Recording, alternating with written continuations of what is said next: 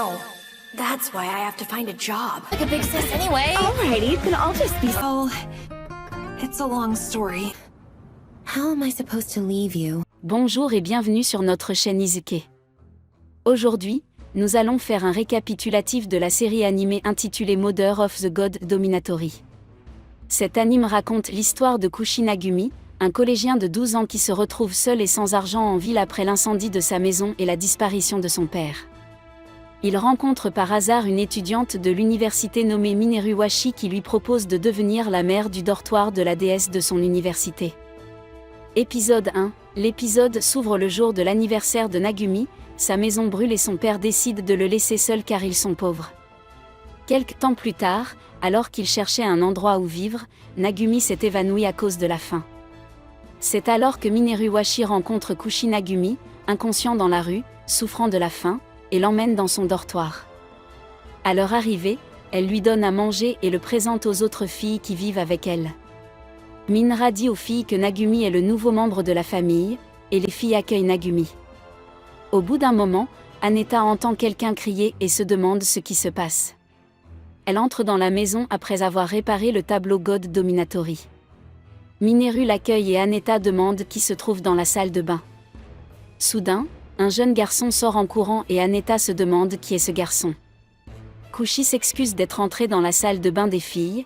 Les filles se rendent compte qu'Aneta ne supporte pas les hommes et qu'elle ne veut pas qu'un homme entre dans le dortoir. Plus tard, Mineru dit à Kushi qu'il s'agit de la dominante de la déesse à l'université féminine de Sikam. Elle lui dit qu'elle est la mère intérimaire du dortoir, Mineru Washi, qui est en 4e année. Il répond qu'il est Kushinagumi et qu'il est en première année au collège. Kiriya Sesno en 2e année, Frey en 3e année, Seren Nozumi et Aneta restent tous ensemble. Les filles se demandent comment Mineru et Kushi se sont rencontrés puisqu'ils semblent bien se connaître. Almost forgot. Give me the scoop. No money, no family, and nowhere to— Roi ou loger, Kushi leur dit qu'il veut trouver un emploi et continuer ses études.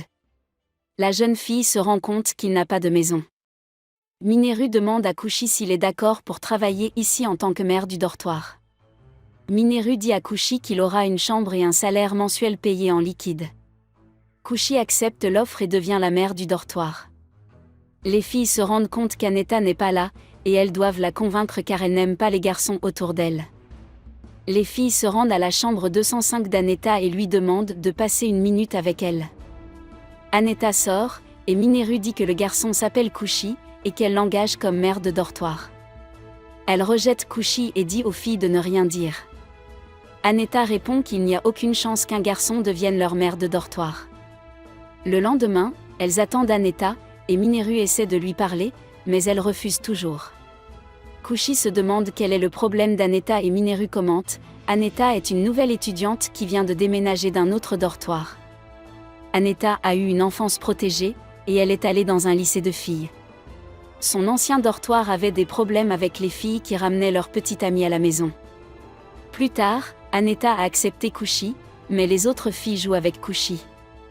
Épisode 2, Kiriya a dit à Kushi qu'elle est l'étudiante où ses parents travaillent. Elle a grandi en s'entraînant aux arts martiaux. Kiriya a également parlé de ses frères et du fait qu'elle a grandi dans un environnement masculin. Lorsque Kiriya est entrée à l'université, elle a apporté son premier manga shoujo, et elle s'est attachée au shoujo. Elle pense que personne n'aimerait une fille qui se met à donner des coups de poing quand elle est en colère. Kiriya imagine Kushi lui tenant le menton, lui disant qu'il est le gars qui aime ses filles. Kiriya a l'impression que Kushi lui dit que tout est beau, surtout le kung-fu. Kushi le remarque et Kiriya pense que c'est une histoire vraie. Kiriya lit le shoujo manga tout en frappant le mur en imaginant que Kushi la demande en mariage. Kushi se rend compte que c'est ainsi qu'elle tombe du plafond après l'avoir frappé en utilisant ses compétences en arts martiaux. Kiriya s'énerve lorsqu'elle lit des mangas shoujo, et c'est le genre de femme qui aime se défouler. Kiriya détruit le mur, et après s'être calmée, elle s'excuse et dit qu'elle va aussi réparer le mur. Kushi voulait réparer le mur, et Kiriya demande s'ils peuvent échanger leur chambre. Well, aren't you worried about sleeping together with— Il dit qu'il ne peut pas coucher avec la fille dans la même chambre. Kushi lui demande si elle n'est pas inquiète à l'idée de partager le même lit avec un homme. Kiriya répond qu'elle n'a aucun problème puisqu'elle partage sa chambre avec ses frères. Kiriya réveille Kushi en lui disant qu'elle veut discuter avec lui. Kiriya dit que Kushi lui rappelle son petit frère. Kushi dit qu'il a accepté d'être son petit frère. Kiriya tire la couverture de Kushi et l'immobilise avec un armbar. Kushi se rend compte que Kiriya aime la lutte et qu'elle avait l'habitude de lutter contre ses frères. Kushi s'inquiète que sa main ait traversé la jambe de Kiriya et touché sa poitrine en essayant de le faire taper. Kiriya félicite Kushi lorsqu'il essaie de se libérer de l'armbar. Kushi tape sur le lit et accepte qu'elle l'ait vaincu. Après leur combat de lutte, Kushi dit à Kiriya qu'il est le mec et que les filles doivent connaître leurs limites. Kushi se rend compte qu'elles essaient de le séduire tout le temps, et il ne veut pas être impliqué avec elles. Le lendemain, toutes les filles souhaitent que Kushi les appelle grande sœur. Aneta est heureuse que les filles se comportent ainsi avec Kushi. Épisode 3. Le jour où Kushi est arrivé au dortoir, il a dit aux filles qu'il voulait retourner à l'école. Kushi se demande si ses amis travaillent bien à l'école et s'ils sont surpris de ne pas le voir. Les journalistes ont parlé des secrets les mieux gardés de la Golden Week. Ils révèlent que la semaine d'or, une période de vacances composée de 10 jours fériés consécutifs, est enfin arrivée. Kushi décide d'appeler les filles dans le salon et se rend dans leur chambre. Lorsqu'il arrive, elles lui disent qu'elles n'ouvriront pas la porte tant qu'il ne les appellera pas grande sœur. Kushi crie que le petit déjeuner de la grande sœur est prêt. Aneta ouvre la porte et Kushi est surpris de voir sa poitrine. Elle s'excuse qu'ils doivent cuisiner pour elle.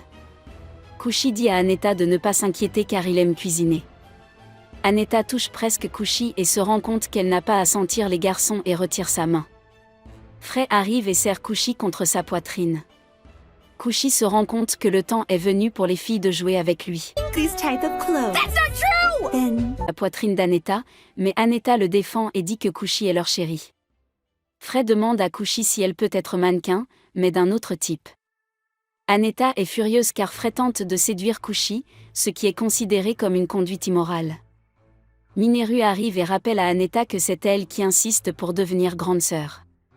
Kiriya les rejoint également et ils commencent à se disputer Kushi.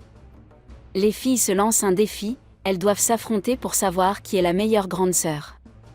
Elles se rendent toutes les deux dans le salon et terminent rapidement leur petit déjeuner, car elles doivent se préparer pour le concours. Frey insiste auprès de Kushi pour qu'elle l'appelle grande sœur, ou qu'elle lui dise sœur chérie ou darling sister. Elles ont habillé Kushi avec des vêtements de filles, et Frey a dit que les grandes sœurs habillaient leurs petits frères avec de jolis vêtements. Plus tard, les filles décident d'organiser la semaine d'or et disent à Kushi qu'il ira à l'école après la semaine d'or. Le lendemain, une fille suit Kushi chez lui et assiste à l'impossible.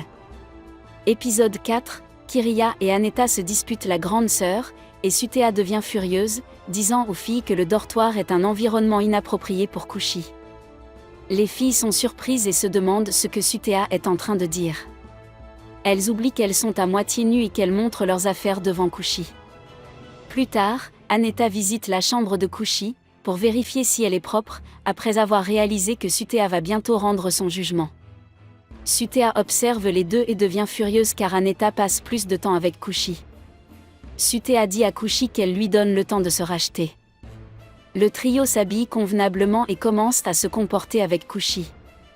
Mineru dit à Sutea de passer à la pièce suivante et de la vérifier. Il commence par la chambre de Mineru et décide d'y entrer car Mineru continue de faire des expériences explosives dans sa chambre. Kushi explique pourquoi il n'entre pas dans la chambre de Mineru et précise que Mineru est une chercheuse dont les expériences ont tendance à échouer la plupart du temps. Sutea répond que cela lui rappelle une rumeur qu'elle a entendue à l'école, la femme toxique de l'université de Sekamwom. Aneta fait remarquer qu'il s'agit d'une légende urbaine. Elles se rendent dans la chambre de Frey et constatent que tout est impeccable et qu'elle accroche bien ses vêtements. Frey dit à Sutea qu'elle adore porter et habiller les autres en cosplay, et que sa chambre est un véritable département de costumes. Plus tard, Sutea interroge les filles sur leur relation avec Kushi, et elles lui répondent qu'il est leur frère. Et c'est tout pour aujourd'hui. Si vous avez aimé ce récapitulatif et que vous voulez plus de récapitulatifs comme celui-ci, pensez à vous abonner à notre chaîne.